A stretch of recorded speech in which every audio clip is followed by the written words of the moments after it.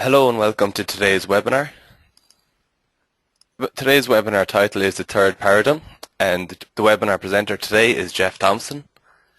If you have any questions for Geoff, please type them into the control panel, into the questions field on the control panel, and I will ask these questions to Geoff directly at the end of the webinar. You can type in questions at any point throughout the webinar, and I will ask these to Geoff at the end. The slides will be available on the EuroSTAR website shortly after the webinar, as well as a recording of the webinar. You can join the conversation on Twitter. The hashtag is #ESConfs, and you can find us on Twitter at ESConfs, and you can also find today's webinar presenter, Geoff Thompson, at Geoff Tom Homo. So now, without further ado, let me hand you over to today's webinar presenter, Geoff. Hello, Geoff. Hi. Thank you. Thanks for that introduction. Hopefully you can all see my screen now. Just rolling up into presenter mode. Okay, so yeah, thank you for that introduction. So what I want to discuss with you all today, really, and discuss is an interesting word on a webinar when all I'm talking to is a screen, which some people say is what I do best, actually, just talk to screens. However, what I want to talk to you about today is what I've called the third project paradigm. And I need to explain that a bit more, I guess. So we're all used to and have seen, I guess, the eternal triangle of on any project, which with the centre of which is the scope of what's being delivered. That's balanced against time, isn't it, that's needed to deliver it, the cost that is put aside to pay for it, and finally, and most importantly for this presentation's purpose, is the quality angle. Now, quality seems to go in and out of fashion as a word that we use in IT.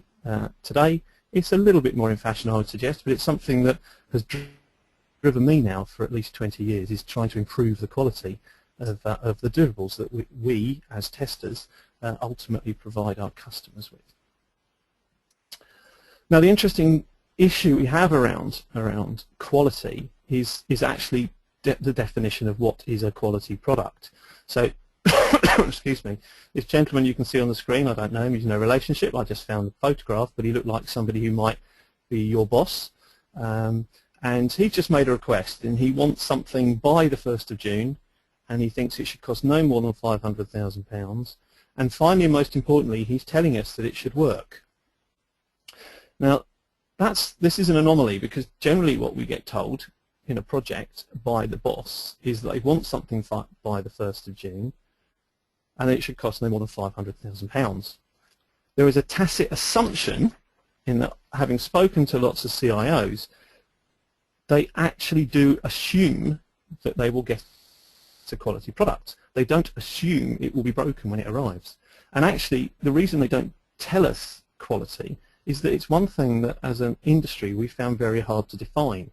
You know, the message "and it works" isn't really sufficient to judge whether you've delivered a quality product or not.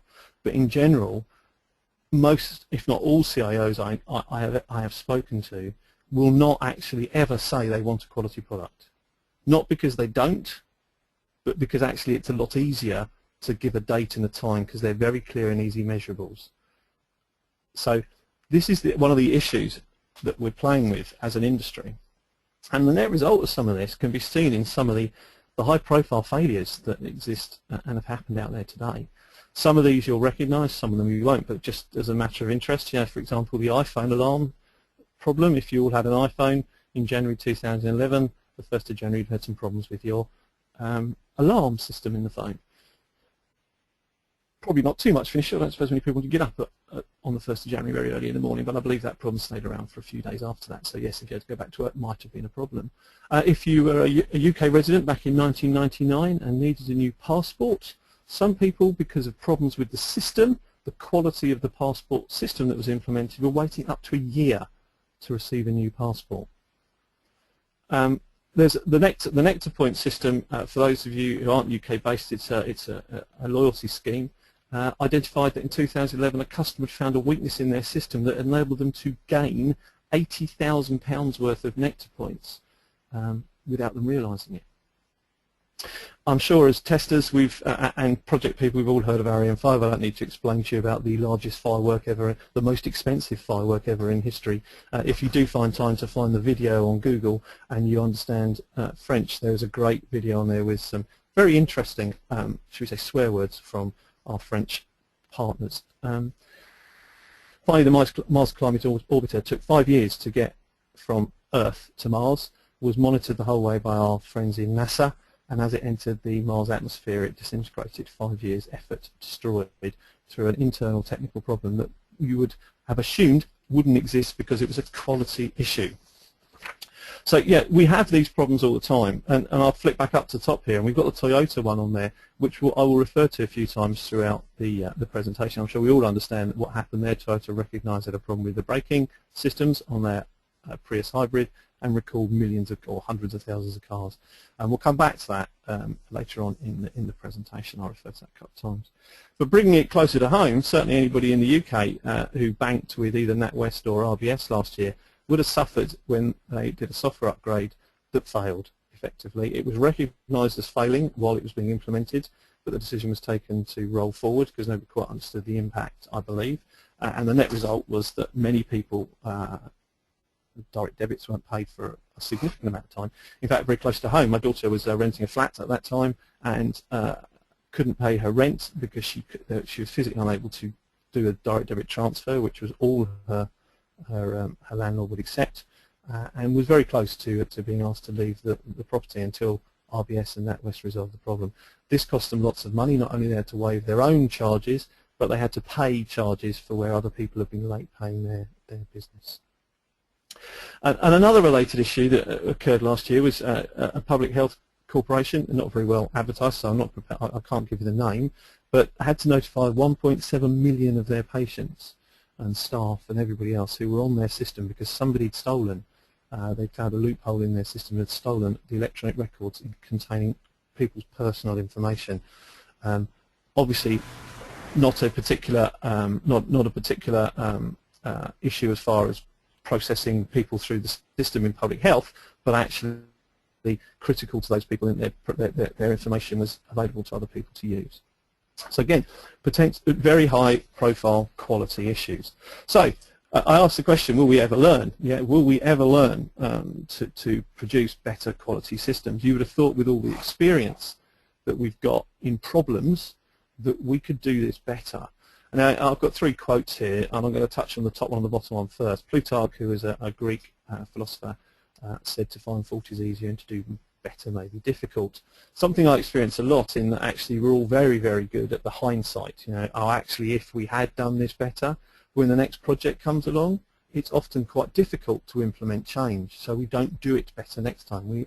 I'm sure there are people on this call who would nod when I say, have you gone through the same problems time after time? So we don't learn. And George Santayana, another American philosopher this time, he said those that don't learn from history are doomed to repeat it. So again, you know, this is the point in that actually I've just shown you real examples why projects and sponsors should take quality seriously.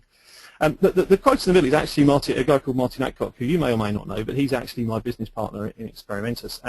And what we recognise, and he recognises when he talks to customers, is how much money people invest in effectively delivering poor quality software, but don't want to invest any money in getting it right. They'll continue putting good money after bad until such time as they have a real shock. So given we have this problem, you know, what is quality? Let's just step backwards and say, right, if we're not improving the quality of what we're doing all the time, what is it? What is it we're trying to do? What do we mean by quality? Well, here's a whole series of definitions. So Glass defines it as 7 attributes, that being portability, reliability, efficiency, usability, testability, understandability, and modifiability. So a lot of abilities there which are more related to sort of quality standards. Crosby says it's conformance to requirements. Deming said it's fitness for use. Weinberger said it's value to some person. Ginnack and Duran have got more specific and said it's whatever the customer decides quality is. Now there's an interesting question. Have you ever asked a customer what quality is? Certainly I have, and my experience is they can't define it in any level of clarity that would enable you to achieve it. And lastly, Duran said it's an attitude or state of mind, which again is a very interesting, definition. So of all of those, probably the one that stands out to me as the best, personally, is the fitness for use one, Deming. But we need to think a bit more than that, and what do we really mean? What is fitness for use? So something that I found on the internet. Actually, I'll be honest, I didn't create this myself. It has no reference against it. It was just on the internet. I found it with no link to anybody who created it. So if anybody knows who did, please let me know, because I'd love to talk to them. So you may or may not be aware of Maslow's hierarchy of needs, which is a pyramid of human needs. I.e., as we mature, as we grow up, as we become more human, from baby onwards, we have different needs in our lives, and software quality fits into the same characteristics. So at the very bottom, the first level of software quality factor is correctness. Now, correctness is about just making sure that the system does what it says on the tin. So if we take the example of a mortgage calculator, if actually you went in online to do a mortgage calculation but were given a bond trading system app, you'd immediately say, "Whoa," you'd stop using that system because it didn't work correctly. Or if you loaded data into it and it gave you the wrong answers. So fundamentally, the first level of quality is that the software does what it's supposed to do. Once we get past correctness, people start thinking about availability and reliability. And again, what we're talking about here is that, if actually that mortgage calculator we referred to was only available online between 9 and 5, and most people need to access it when they left work in the evening, nobody would use it. So it's not available. And obviously, if it kept giving wrong answers, or it was dropping out, or the system was breaking, the reliability thing. So correctness says today it works. Reliability gives you a sort of, if you want correctness over a period of time, so it's a reliable system. Once we've become comfortable that we've got availability and reliability, our next requirement is usability. So the system can be used properly and it does what it says on the tin. Again, we're able to progress through a system as a user without too much help. We then move to proficiency, which is kind of, we start moving into the needs of what we define, what's been defined as power users. So it's how that software works and how it works efficiently. So again, we're talking about, if we go back to the mortgage calculator, it's not only that it works fast, it's that there are shortcuts to enable people to move through the system at speed. And finally, there's enjoyment or enjoyability, or it's an enjoyable piece of software. And this is where there's emotional appeal, where actually companies like Apple, for example, where almost it's a religion. So there's people enjoy using Apple software. There are people who absolutely hate it, but there are lots of people who absolutely love it. BMW is another example of cars where actually the technology people love the technology in the car. So again, it's kind of it's difficult to imagine an enjoyable mortgage calculator, but by the stretch of the imagination, would be a mortgage calculator that felt a bit like an iPhone, in that you just enjoyed using it. You weren't doing it because you had to. You just regularly went to it and checked your mortgage. I know that's probably not a good example, but the principle's the same. So this is effectively what, as a project and as testers, we're trying to help customers achieve. Our customers are the project we're working for. Now, interestingly, when you look at those 5 levels of software quality factors, there is a difference in the reaction of the user depending on where we are. So fundamentally, if we don't give correctness, we don't give availability and reliability, and at the bottom end of usability we don't deliver anything that really is usable, people can be dissatisfied and satisfied. Obviously, they'll get satisfaction if we do deliver correctness, availability and reliability. If we can't, they'll be incredibly dissatisfied. Now, at the top end of usability, proficiency and enjoyable, actually there is no negative. They're kind of add-ons to, they're taking quality one step further. So if you didn't get it, unless they were an explicit requirement, of course, then you wouldn't necessarily be dissatisfied. You could only be satisfied. But again, I would specify, I'd strongly say this is a generic example, and there will be systems that have to be enjoyable, or else people will be dissatisfied. But again, I'll touch on, I've mentioned the Apple systems earlier, and I'll touch on the iPhone later on as an example, where, in fact, I'll touch on it now, to be fair, where we have a situation where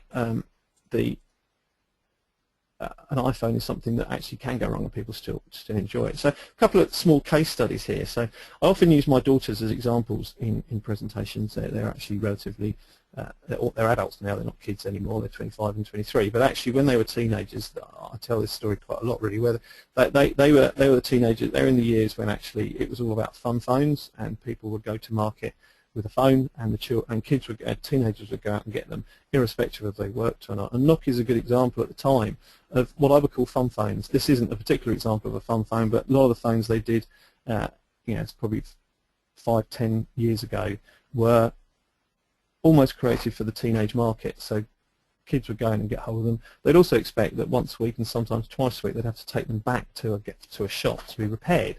But at that point in time, that was absolutely acceptable. That was kind of the accepted way. So even though there wasn't what you might perceive to be quality in the phone, in that it kept breaking, from a customer experience point of view, there was no issues. They were actually, as far as they were concerned, it was fit for purpose. They could show off they got a new phone. The fact it may not work completely was not the issue to them then. It was more about the fact they could have the best phone on the market. Now, that impacted Nokia over time, and they lost market share, but actually today they're fighting back and they've got some really good stable phones today. So they've learnt some lessons from then, but they've improved the quality because the customer desire has changed. So as a customer, we now don't expect to have to take our phones back once a week to have them the software re-embedded on them. Now if you look at the iPhone and Apple are very, very interesting, is a very, very interesting phenomenon, I think. When we talk about the hierarchy of software factors, Apple would appear in the enjoyable level. Most people who like Apple will enjoy their software. Now, actually, sometimes they fail on the correctness part of the pyramid, which is a really interesting quandary. So they want to keep delivering software at the high end of the pyramid, but actually fundamentally they have some issues at the bottom end of the pyramid. And I'm sure those with iPhones have enjoyed using the new Apple mapping software. And the issues that has created are quite novel. So, for example, I live on the south coast of England, in a place called Brighton, and in the middle of town we have something called the Royal Pavilion, which is it's effectively a palace, a beachside palace, for want of a better word, that the royals of the UK used to use many, many years ago, and is now just an exhibition. Now, when the Apple mapping software came out initially, what you actually saw when you found the Royal Pavilion in Brighton was a tag saying it was a Taj Mahal. Now the Taj Mahal, as we all know, is in India, hadn't moved to Brighton, but they called it the Taj Mahal. So there were some issues, but that didn't stop people using the software. Now there's an interesting, as I say, quandary there in that the software was still enjoyable, but it didn't function. And also, unlike the Google software, certainly I experienced this when I was in Belgium trying to use the Apple mapping software. It couldn't track me properly, so it didn't know where I was in the same way that Google tracks your movement on a map when you're using it as a guidance system when you're walking around a town. So very confusing. But again, that didn't stop me using it. I just lived with the fact that it didn't do what it said on the tin. So, and I would say thank goodness that Google Maps are now available again, so we can switch back to them until Apple sorts out their maps. But again, they're slowly improving them over time. But interestingly, they could launch a product that had less than perfect requirements in it.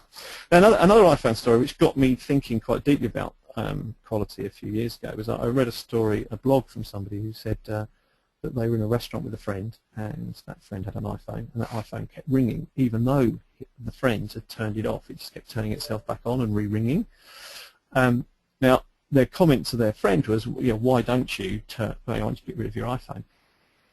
And their answer was, no, it's an iPhone. That was the simple answer, it's an iPhone. So interestingly, the perception of quality on our Apple kits may be very different. Nokia now need to have a phone that absolutely works, whereas Apple can get away with certain things because as customers, we accept some failures as long as it's enjoyable. So it's not a perfect scenario when we look at the software quality factors.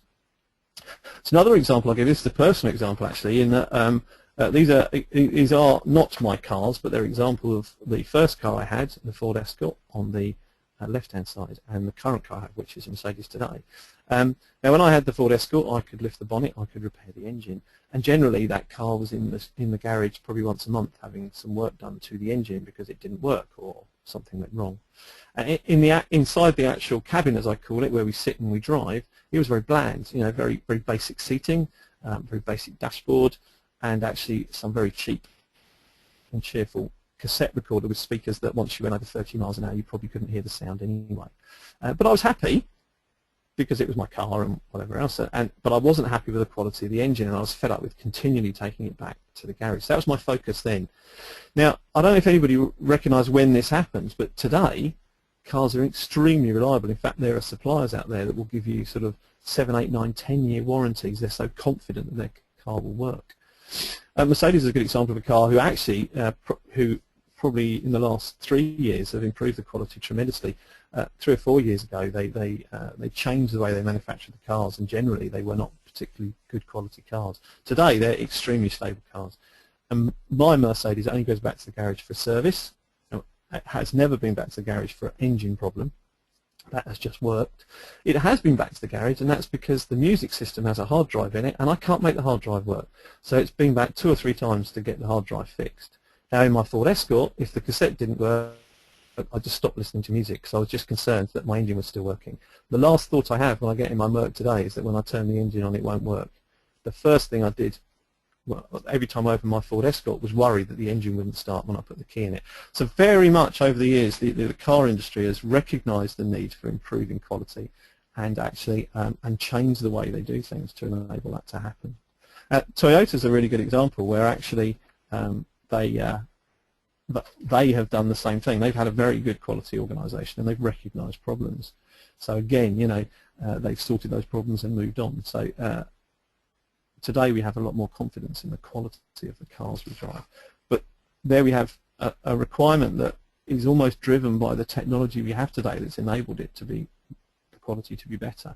With the Ford Escort, we didn't know better than what we had then. Today, we wouldn't accept anything less than a car that just worked.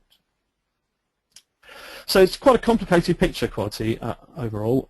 We have to stop live outages. How many companies lose time while their systems don't work? We have to think about personal safety. Now, not every system has a personal safety angle to it, but lots of them do. So we need to think about that. We talked earlier on about, or I talk often about, systems in hospitals where actually, if they stop working, you take your the public health issue we had earlier on. If actually that information and that could put somebody's life at risk, so it's a personal safety thing. Security is more and more important today. Again, I talked earlier on about the recent disaster with the health service where they had over 1.7 million customer details stolen. Security is incredibly critical, and I'm recognising in companies now that the security manager is king. They make probably the more serious decisions than anybody else in the whole organisation. Risk management, risk mitigation, software that fails brings cost. What is it that what within the quality life cycle do we do to manage the risks so that it'll fail when it leaves? Continuity, people don't want a piece of software that works today and fails tomorrow. They want something that will have a long life. They don't want to have to keep spending money on new versions because we've got an upgrade coming in or whatever. Contractual protections. Now, obviously, when you install software, you'll recognise sometimes, not every supplier does it, but a lot of suppliers will put you on the contractual list. Contractual thing you have to agree to. Now, actually, most of us don't read those, but fundamentally, that there's liabilities in there between us and the customer, which us as the customer and the supplier. So we could enforce those, and they could cost suppliers money. Regulatory and legal compliance are two large areas where actually more and more legal and regulatory compliance are bearing down on companies who in the financial world, and the only way they can manage the requirements of that compliance is through some kind of software automation process. Now, if that breaks, that can effectively put the financial organisation out of business. So it's extremely critical that these things work in line. Reputational risk. Now here I'll flick back to our friends at Toyota, the Prius issue. So you would have thought, given what they identified and the volume of issues they had, or cars that need to be recalled, that their reputation would be affected. What actually happened and give them credit and Toyota credit for this, is that they handled the issue of the quality so well that they now sell more Priuses than they actually did before the incident, which is an interesting situation. So it's not just about how you deliver quality, it's how you manage quality ongoing in a project. And finally, IP protection. We talked earlier on about people's data, for example, but then there's actually the guts of the software that, if you don't enable the software to be accessed and downloaded by people, then people can steal your code, people can steal your IP. These are all things that we need to think about when we talk about quality. So it's a very, very complicated picture. So moving on, we know it's complicated, but we've looked at some definitions earlier on that were okay. But one I particularly like that I found recently was that there's a new organisation. Actually, I'm not sure it's that new. I just literally found it, to be fair, and it looks relatively new, which is the Chartered Quality Institute in the UK. Now they use, excuse me, their definition I think kind of looks across the software quality hierarchy and says, quality is understanding precisely what our customers need. So what is it they want? Consistently delivering those in an accurate way and within budget and time, and with a minimum loss to society. Now, it doesn't mean people dying, it means financial loss, all those kind of things. So I particularly like this one, and it's probably the best one I've seen for a while. So this is something I think we should try and tie around a definition we can all agree to. Now, I know some of you out there won't agree to this, it's a personal thing, but what I'm suggesting is that as an industry we need to get around a clear definition that we all agree to at some point in time. We're not there today, but we have to be there at some point. But really, to me, what quality is confidence in outcomes. So as a CEO, as a stakeholder, CIO, what I'm looking for in a delivery is confidence that what I asked for is what I'm going to get, and what I get will do what I asked it to do. That's, as an executive, where I would sit on this. I'm looking for the project and ultimately at the final door, testing, to give me confidence that when this goes live, it will work. A big challenge, a big challenge. Now, interestingly, from there we can say, well, how do we do that? So quality-driven delivery is very different to time and cost-driven delivery. And the first two examples I'm going to give you on this page are time and cost-driven deliveries, which have an impact on quality. Now, interestingly, the first one I've defined as process rules okay. So what we mean here is that actually what we've got is a project, and things may or may not go well or not, but actually we're starting from a blank sheet of paper, and as we go along we make the process up.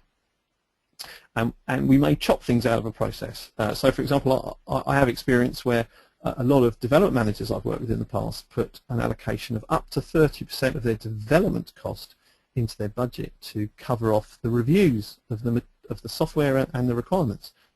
Now, actually, in a vast majority of cases, I don't see them doing the reviews. They use that money for other things. So actually, they take a chunk out of the process. So at the start, it looks like it'll work, but ultimately what you get is the issue where everything takes longer. System test and UAT are the biggest chunks of the whole process. So testing takes longer than building it. And post-live, you have lots of issues. So actually, your quality is questionable. Timescales you might make if you're lucky. Savings you're probably not going to make, because this may or may not cost you more because you've taken big chunks out of the earlier part of the life cycle without realising the impact on the later part of the life cycle. So this is what I might call blind project management, where you start with the principle that everything's going to happen, and then as you go along you just take things out. And more from a point of you want the bigger budget than actually the point of I want the best quality product. Second angle, again time and cost based, is where you hear these things like date's king, and we're going to use technology to get us there. So a particular example we could think about was in system test, where actually an example I had in the past was I got a call from actually a manager that I work with who'd taken over a test team and said, Geoff, how much is an automated test tool? I can't remember what number I gave him. I said, why do you ask? He said, well, because I need to move testing faster, so I'm going to automate everything and get rid of my testers. Now, the good thing to say is that didn't happen, but the fundamental principle he had was that actually if he did some automation, he would reduce his costs. So yes, we can reduce potentially some costs by automating, but we don't get away from the fact that actually if the code that comes to us doesn't work, the biggest thing that extends the life cycle of a project is stopping while we do fixes. I don't know about you, but when a customer or a client says to me, Geoff, can you give me an estimate of how long testing will start? My first question is, yes, can you give me an estimate of the quality of the software you're going to deliver? And when they ask why, it's like, well, actually, I've got 100 tests to run. That'll take me 3 days. But if there are defects in that, we could be doing this for 3 weeks.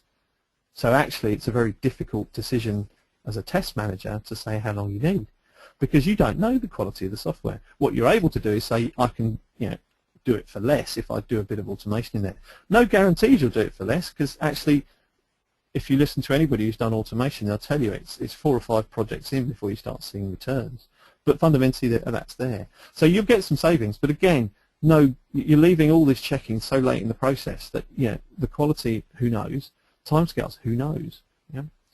Now, if you fundamentally focus on quality, so you effectively make people responsible for quality. What the interesting, and I've seen this, and I have a case study I'll talk about in a minute. Interestingly, what it does is drive people at the early part of the life cycle to think more and maybe do more than they'd normally do.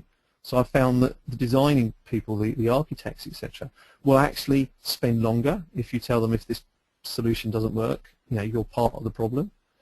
The developers take longer to build, but the real impact is the software's better quality when it arrives. So testing doesn't have as many drops, so testing can just work. And you can bring your life cycle in, because actually if you can do shorter test stages, you can deliver into the live environment with better quality, better timescales and savings. It is so obvious, but we just don't do it. If you look at the car industry today, that's exactly what they've done, is instead of waiting for the car to be built before they test it, they now test it as they build it. It's kind of what Agile's driving into the industry, but it hasn't quite got there yet. I would suggest in a lot of cases, there are some cases where it's absolutely achieving that goal, but in some instances it's still, we're still migrating. Because as an industry, as human beings, this principle of early quality is quite hard for us to do, seemingly, when we're on the coalface doing the work. But I said I'd give you an example, which is of the third area there, of the quality focus. So this case study, I was actually managing or asked to manage the testing of a project where we had a piece of software that was it was effectively a quotation system for an insurance company. But on average, every other change to that system had taken 12 weeks to get through its test. But we didn't have 12 weeks, we only had 4 weeks. And the interesting thing is that traditionally that 4 weeks is what it would have taken to actually get the application physically running in the test environment once it had been delivered. So we had an issue, and actually the other side on the end of this was it was part of a regulatory change. So if it wasn't delivered on time, the company that I was working for at the time would not be able to continue doing business in the way it did at the time when we started the project. So what we needed to do there was engender team working and the removal of poor quality from the design and the build work as soon as we could, so that actually we were very comfortable that when the software arrived, it would arrive in a good condition. Now this was interesting, and I guess there was some, it was easier because we had the threat of the regulatory change coming at us. But in principle what we did was work as a team, driven through me as a test manager, to enforce this quality culture across the team. Now we didn't use any agile methods. I did lend some of my testers who, ironically, I found that a lot of my business testers seemed better at writing unit tests than they were at system tests. So I said, go and help the developers. So they worked with the developers to test. Now what actually happened was the developers asked for an extra week in development, which we agreed to. And when the code arrived, it just worked. So we only had 4 weeks to test in. We received the code a week late. We did our test run in less than a day. And what was absolutely fascinating was that the development team, who traditionally would have put the disk with the software in an internal envelope and post it and then disappear, arrived and wanted to watch it being installed because they knew it would, and they were very proud of that. So when the code arrived, it just worked. And ultimately we finished actually nearly 2.5 weeks early, which saved the company over £400,000, not only on testing costs, but because they'd have had to keep a support team around, and it meant they could release that team earlier to work on new projects. So a very successful project. Alternatively, we can look at another project that one of my colleagues has worked on, where it was a very large integration project. It was a 2-year project. Ironically, the plan was for 20 days worth of testing, and that cost would be £160,000. Now that was testing on the very end. There was no sort of prep, and in fact we were engaged within 2 weeks of the testing cycle started, where there were no tests in the first place, and we had to run around creating things, building a team, doing that. So remember, this was 20 days and 160k plan. The ultimate cost was 235 days and over 1.8 million, simply because it was left to the last moment. It was not considered as part of the build up to that stage. So you can see some real impact if you get this right. So moving on very quickly, BMW. I referred to BMW earlier as something that is actually the software is something that's looked at as enjoyable. So in a book called The Machine That Changed the World, James P. Womack and Daniel T. Jones and Daniel Roos did a study of the motor industry, and they looked at BMW particularly and identified that they had a greater floor area in their manufacturing plant for fix on fail, for fixing things that came off the production line and didn't work because they tested them too late, than actually was available as factory floor to build the cars in the first place. Now, how often is this the case in the organisations we all work in, where actually the cost of keeping the lights on is significantly larger, and I say keep the lights on, what I mean is managing the live production service is significantly larger than the cost of building in the first place. So it becomes a constraint and stops the flexibility of organisations to be dynamic and move into the future. Certainly there is an angle on quality here, because actually if we delivered something that worked, then the customer, our customer, wouldn't have to need such a large support service. Now there are some situations where you need it. I did some work a few years ago for a software organisation where actually their software had to be configured for each client, and therefore there was quite a significant support level. But actually generally, we should be looking for reduced support. One of the targets for a project manager should not be to deliver on time, but actually to have a reduced support cost in the organisation. Not always easy to do unless you focus properly. So what is quality? What is QA? People talk about QA and they think QA and quality is the same thing, and they're very, very different. The quality assurance has many facets.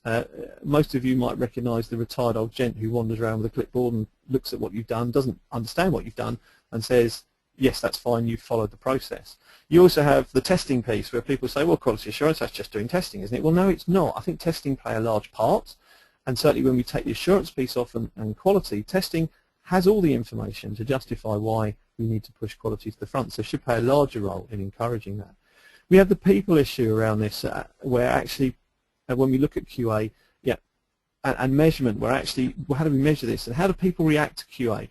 Is it just seen as a labour-intensive thing? And certainly, I worked for an organisation many years ago where we changed the process, because actually they were having some incredibly successful projects, but their people were not happy because they were being measured on their ability to deliver to the process, and if the process broke, then the project was seen as a failure, even though the customer might be really happy. We need to measure more. We have issues around a measurement, and QA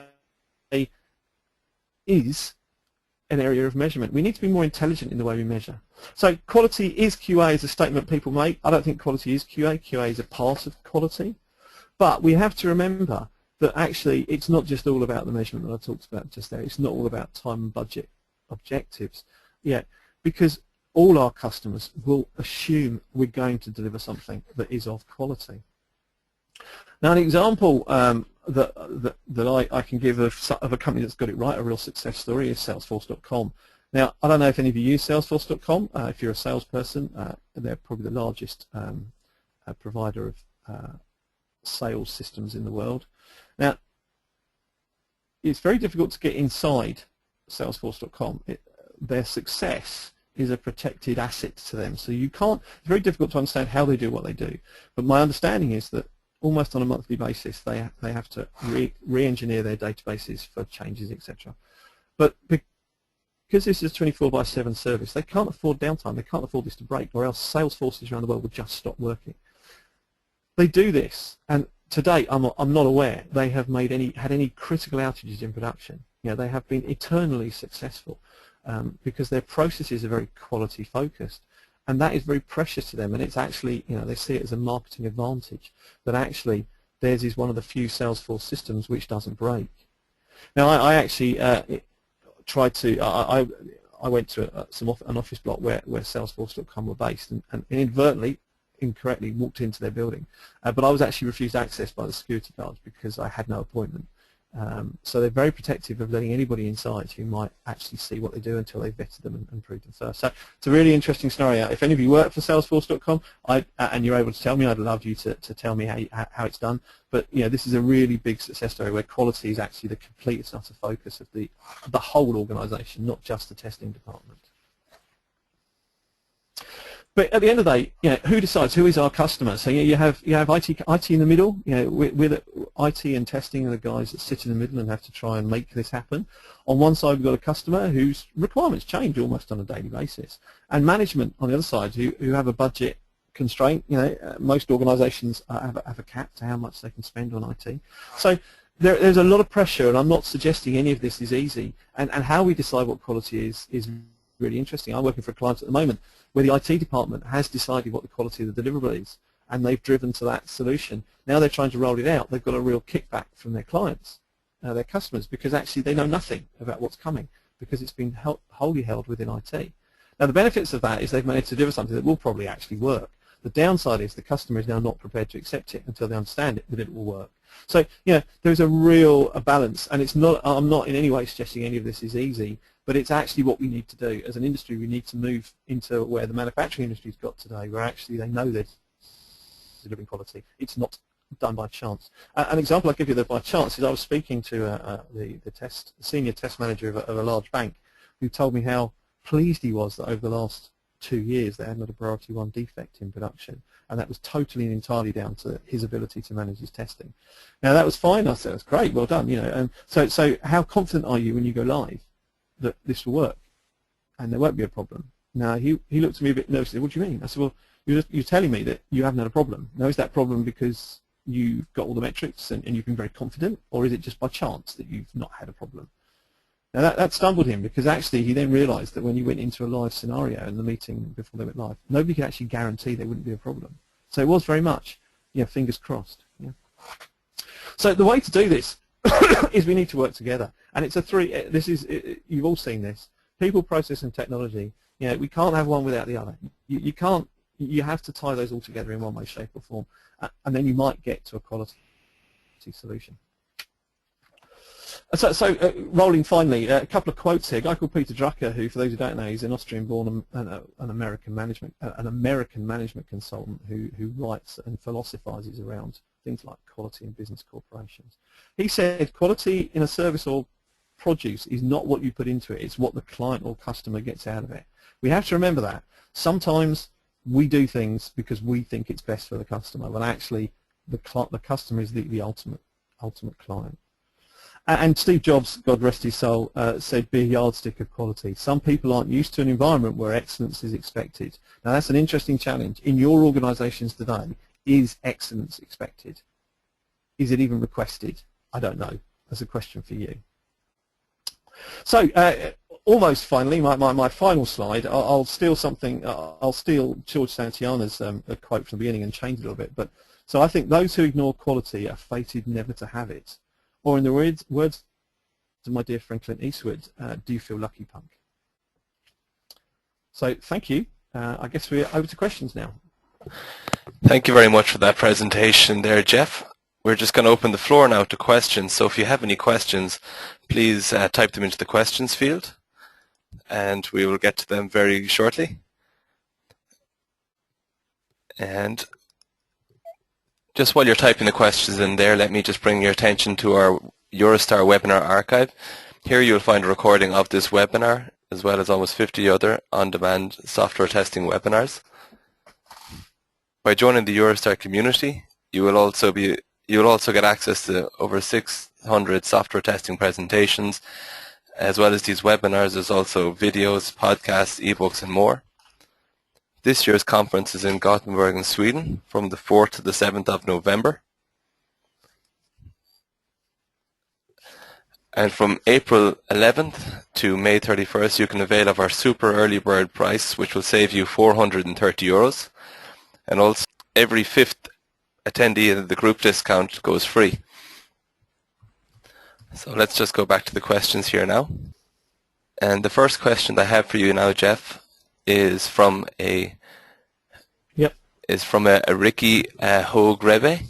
If you work with the waterfall model, what methods would you recommend to use to get better specifications? Interesting question. Thank you, Ricky. I think what I was saying was it's about waterfall is as good as any model if it works for you. And in principle, that ties you into the V model, which is always, as we all know, suggests that the earliest stage of the life cycle is the part you get right, either the design. I think the point here is that actually it's about a community activity. So what I mean by that is that if you have issues with your with the technology, the design, then actually what we need to do is working together as a group and actually make the people who are responsible for developing and delivering that design responsible for its quality. So actually they're measured on the quality of that deliverable and the impact it has. So it's not something I think an individual can do. You can't, as a tester, you can't influence that on your own. It's an organisational thing. So a lot of the changes you need to do to make quality deliverables, either out of any of the life cycle stages, have to be driven from above. As I said, Steve Jobs drove excellence into Apple. It wasn't somebody lower trying in the management chain trying to do it. So the key there is actually getting senior management buy-in and then pushing that down through the life cycle. I'm not sure if that answers your question, but hopefully it'll give you something to think about. The next question I have here is from Matthäus Gom. How do you manage to force developers to work with testers? Are they sitting together or just have meetings, for example, once a day? Sorry, excuse me, I laugh. I shouldn't laugh. That's an interesting question because actually it's also, if you spoke to a developer, they probably sometimes would say the other way around. How would you get testers to work with developers rather than developers to work with testers? I think as human beings, there is a part of us that we have to kind of think differently about how, if we want things to work, it's not about us and the developers. It's not about an attacking or an aggressive relationship. It's about helping each other. I'll give you an example. Many years ago, I actually sacked a contractor who worked for me because she insisted on, whenever she found a defect that in the code, she'd stand up and shout at the developer team across the room, I found another one. Now that is not a good relationship. That doesn't engender a good relationship. Now when we remove that person from the team, it's amazing how the testers were seen as helpers for the developers. So this is a human nature thing, and it's about us not being, as testers, we're just, I've seen situations where developers approach testers and said, I'd like your help, please. And testers said, no, sorry, that's your job. My job is to test and find defects. Yeah, so it's a people thing, and it's about, again, working in partnership. But it's about understanding each other as well, and it's no good trying to build you couldn't build a relationship with a friend if you just forever told him where he was wrong. You need to help people, guide people. So it's an interesting question that often gets asked, is how do these people work together? And I think over the years, generally we do work a lot better together with development, and if we don't, then we're probably not doing a good job ourselves, in that we should be able to nurture that. Now, occasionally there will be developers that will always cause us problems, but generally as individuals we should nurture the relationship and build a better working relationship with our development colleagues than we do today in some instances. Okay, there doesn't seem to be any other questions at this very moment there, Geoff. So, and we're coming up to the hour as well, so I think we're just going to leave it at that. Oh, hold on a sec, we have another question just after coming in, just as I mentioned it. And the question is, we place great importance on solid requirements for quality measurements with good reason, but how much should we try to think about the consumer's benchmark for quality that may not have been documented? An interesting question. Yeah, I think I have a frustration, and I have a frustration that testers eternally complain that the requirements aren't what they expect them to be. And when it comes to actually, you then go to a tester and ask them, what do you need? I generally see a blank face because it's actually not easy. And I see testers who write requirements making the same mistakes that designers do.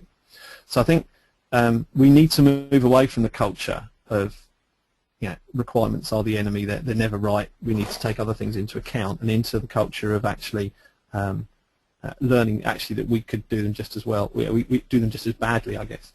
But with a customer's benchmark, I'm guessing what we're referring to there is obviously some view of, if you're on a website, for example, some view of what usability might be, etc. Absolutely, that needs to be taken into account. Now, if a customer is actually trying to develop something that clashes with those requirements, then actually, yeah, that should be part of the the design process. But in principle,